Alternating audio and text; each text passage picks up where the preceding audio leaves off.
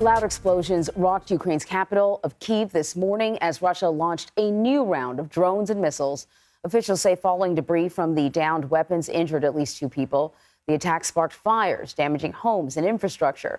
Ukraine says it destroyed more than 20 of the missiles.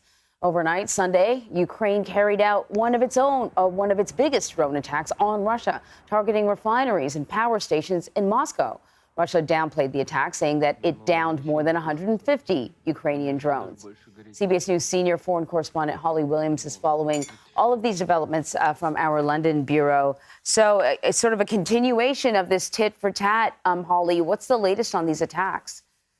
Good morning, Anne-Marie. Well, Ukraine says that attack from Russia overnight and then into this morning included 35 missiles and more than 20 drones, some targeting the Ukrainian capital, Kyiv. Ukraine's foreign minister said on social media this morning that some of the ballistic missiles fired by Russia were supplied to Russia by North Korea. Ukraine says that it succeeded in intercepting many of the missiles and drones, but there are multiple reports of injuries and fires. And the attack actually coincided with the start of the school year for many Ukrainian children. Meanwhile, Russia says that it intercepted 158 Ukrainian drones overnight from Saturday to Sunday, including some over the Moscow region. That's a long way from Ukraine's borders. I think the last few days really reinforced the fact that drone warfare has played such a critical part in this conflict.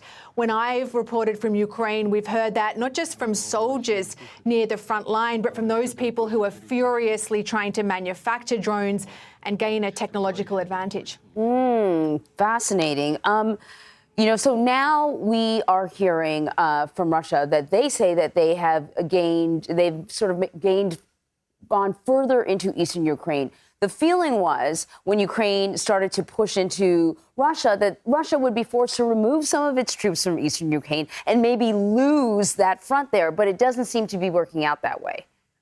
Right. So when Ukraine launched its incursion into southern Russia last month, the biggest foreign incursion into Russia since World War II, the Ukrainians were clearly hoping that it would force Russia to divert a lot of resources and manpower away from eastern Ukraine and to go back and defend their own homeland. Remember that more than 2 years into this war, Russia controls about 20% of Ukraine's territory. Now, that Ukrainian assault in Russia is clearly a humiliation for Russia's President Vladimir Putin.